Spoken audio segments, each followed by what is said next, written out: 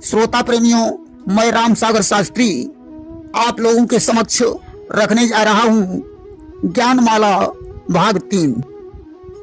देखिए, किसी कवि ने बड़ी सुंदर 2 लाइनें लिखी हैं कि 5-25 यहाँ को नाही और 24 बर नहीं दुई बिल खाही, त्रिकुटी देत 3 तम जाही और फिर ये कई माँ एक समाही। तो किसी कवि ने इन लाइनों का भावार्थ बताने का प्रयास भी किया कि 5-25 तत्व निर्धारा, 24 आसन दुई आचारा, त्रिकुटी तिलक त्रितापन सावे और एक ब्रह्म जीव समावे। ऊपर वाली लाइनों का उत्तर पूरा हुआ या नहीं, परंतु उस कवि ने उत्तर देने का प्रयास अवश्य किया। देखिए, भार का पैमाना क्या है। 4 धान बराबर 1 गुंजा, 5 गुंजा बराबर 1 पण, 8 पण बराबर 1 धरण, 8 धरण बराबर 1 कर्ष, 4 कर्ष बराबर 1 पल, 100 पल बराबर 1 तुला, 20 तुला बराबर 1 भार होता है। राजा हरिश्चंद्र ने 60 भार सोने के लिए अपने को काशी में बेचा था। देखिए, ओम प्रणव है। ओम में 3 अक्षर होते हैं, आ उ म।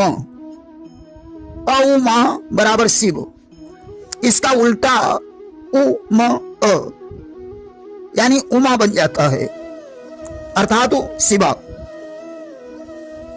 किया उमा को जोड़ मिलाया और भा आनंद जीव अरुमाया। ऐश्वर्य का अर्थ है सुख भोग। ऐश्वर्य 64 प्रकार के बताए गए हैं। ऊर्मी क्या है? भूख, प्यास, जरा, मृत्यु, शोक, मोह, ये 6 दुख ऊर्मी कहे जाते हैं। गरलायुध किसे कहते हैं? विष ही जिसका शस्त्र है, अर्थात सर्प। स्थिर नक्षत्रों में तीनों उत्तरा और रोहिणी आते हैं। विषुव काल कब होता है? जब दिन रात बराबर होते हैं। ऋग्वेद सूक्त पर आधारित यम और यमी की एक कथा आती है। यम और यमी दोनों सूर्य की संतानें हैं। जब वे बचपन में खेल रहे थे, उसी समय कोई वर बाजे के साथ विवाह के लिए जा रहा था। यमी ने यम से पूछा, ये सब कहाँ जा रहे हैं? यम ने कहा, ये बारात है, इसमें वर वधू के साथ अपना विवाह करेगा। इसके बाद वर वधू दोनों गृहस्थ धर्म का आनंद लेंगे। यमी ने कहा, भैया आओ हम तुम आपस में विवाह कर लें। यम ने कहा, यमी, बहन का विवाह भाई के साथ नहीं हो सकता है, तुम्हारे लिए कोई दूसरा श्रेष्ठ वर चुनना पड़ेगा। देखिए, कन्या जब विवाह के योग्य हो जाए तो अविलंब उसका विवाह कर देना चाहिए। इस कथा में यम के संयम की शिक्षा मिलती है। कहा गया, राजान्नम हरते तेजा। राजा के अन्न से तेज नष्ट होता है। मर्म स्पर्श क्या है? किसी रहस्य को प्रकाशित करके उसे पीड़ा पहुंचाना मर्म स्पर्श है। उपवीत यानी जनेऊ 3 प्रकार का है, उपवीत, निवीत और प्राचीनावीत। जब जनेऊ बाएं कंधे पर हो तो उपवीत है, मालाकार हो तो निवीत है, दाहिने कंधे पर हो तो प्राचीनावीत है।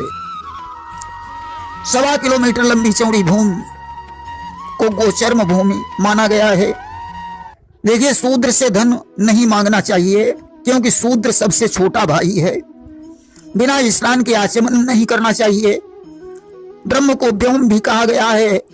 अग्नि रुद्र का ही अंश है, इसलिए अग्नि को कृत्तिवासा भी कहा गया है। शिव तांडव नृत्य के अधिष्ठाता हैं, इसलिए उन्हें महानट कहा गया है। घन वाहन बन्नी रेता आदि शिव के ही नाम है। स्वर्ण बन्नी का ही रूप है, इसलिए शिव को बन्नी रेता कहा गया है। कनक लिंग भी शिव का नाम है। ब्रह्मा की 50 वर्षों की आयु को परार्ध कहते हैं। वृषि क्या है? व्रतपरायण पुरुष के कुशासन को वृषि कहते हैं। नरसिंह पुराण में प्रसूति और दक्ष से 24 कन्याओं का प्रमाण बताया गया है, जिसमें 13 धर्म की पत्नियां बनी। दक्ष ने बीरण प्रजापति की पुत्री असिकनी से 60 कन्याएं उत्पन्न की, जिनमें 10 धर्म की पत्नी बनी। दक्ष 2 थे। पहले दक्ष ब्रह्मा के पुत्र, दूसरे दक्ष प्रचेताओं के पुत्र थे। धर्म की नवी पत्नी का नाम अरुंधति बताया गया है। कश्यप की 13 पत्नियां थीं। मुहूर्ता शर्मा का नाम भी आया है, जबकि मुहूर्ता धर्म की पत्नी थी। शर्मा दक्ष कन्या नहीं थी। अरिष्टा ताम्रा को काला सिंहिका नाम से संबोधित किया गया है। वशिष्ठ अगस्त मित्रा वरुण के वीर से उत्पन्न हुए थे। मित्र और वरुण का नाम 12 आदित्यों में आता है।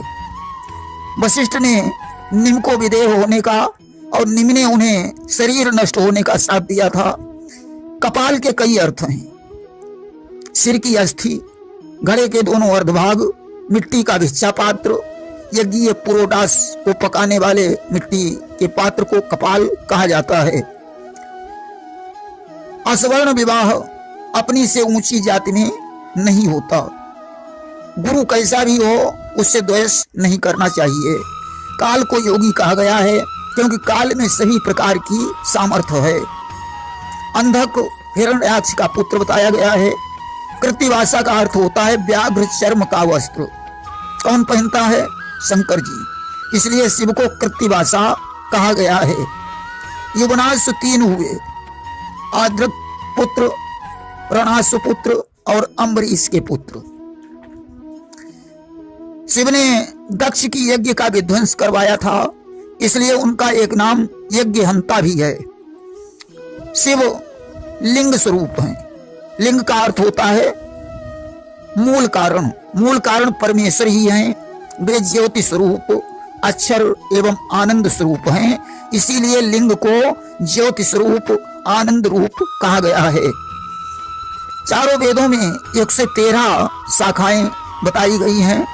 महाशमशान काशी को कहा गया है, क्योंकि काशी में मरने से स्थूल सूक्ष्म कारण तीनों शरीरों का सदा के लिए नाश हो जाता है। गुह्य यानी बुद्धि, और बुद्धि के स्वामी को गुह्येश कहा गया है। नाभि के नीचे के भाग को जघन कहा जाता है। अनरक तीर्थ में स्नान दान करने से नरक में नहीं जाना पड़ता है। बटेश्वर लिंग प्रयाग में बट वृक्ष के नीचे है। गोलाकार हाल को परिघ या नेमी कहा जाता है। सूर्य को विवस्वान क्यों कहते हैं? विव यानी किरण, अर्थात रश्मि से युक्त सूर्य को विवस्वान कहते हैं। महारजत स्वर्ण को तथा गोपुर फाटक को कहा गया है। योगी महादेव और विष्णु को, अज्ञान से आवृत जीव को पशु कहा गया है। सूखे गोबर को करीस कहा जाता है।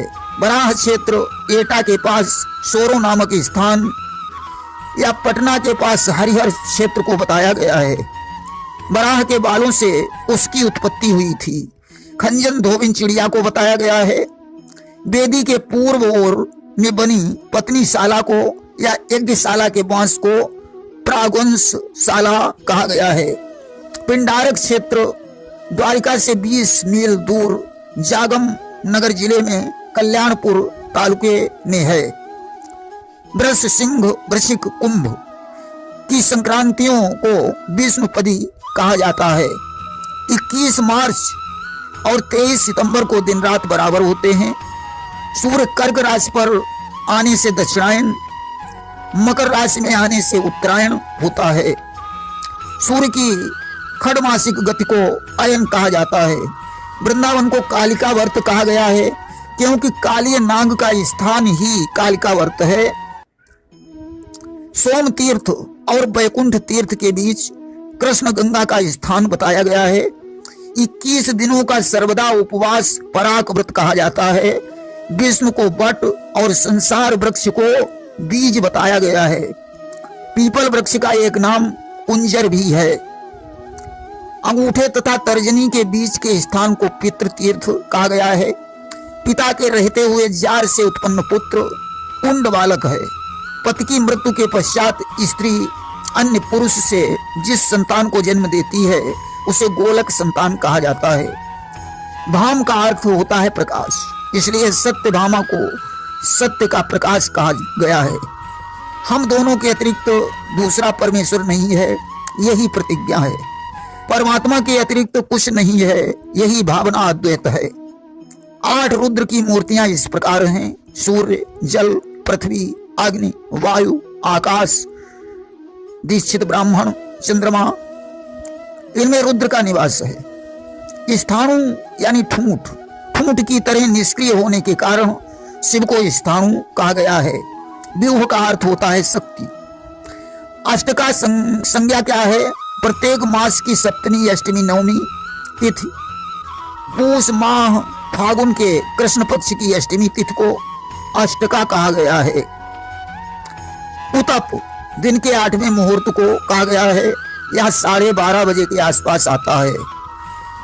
चंद्रमा अमावस्या को कहां रहता है? औषधि, तृण एवं विरुद्धों में।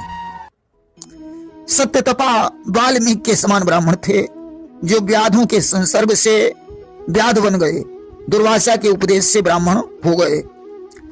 परम ब्रह्म परमात्मा एवं ब्रह्मा जी को पशुपाल कहा गया है, जिसमें दिन भर व्रत रहकर रात में 4 घड़ी के बाद भोजन किया जाए, उसे नक्त व्रत कहते हैं। शुक्ल पक्ष की द्वितीया को अमृता तिथि कहा गया है। बिल्व और कमल लक्ष्मी के आवास हैं। सतशृंग पर्वत हिमालय का पुत्र है। 7 हाथ का एक दंड, 30 दंड का एक निवर्तन, 10 निवर्तन का गोचर्म होता है। वेदों में तुलसी की जगह गंध पत्र का नाम आया है। माया तीर्थ मायापुरी हरिद्वार का नाम है।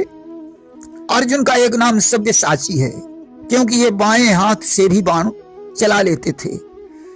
विश्वामित्र ने सुनाशेष को बचाकर अपने गोत्र में मिला लिया था, ऐसा सभी लोग जानते हैं।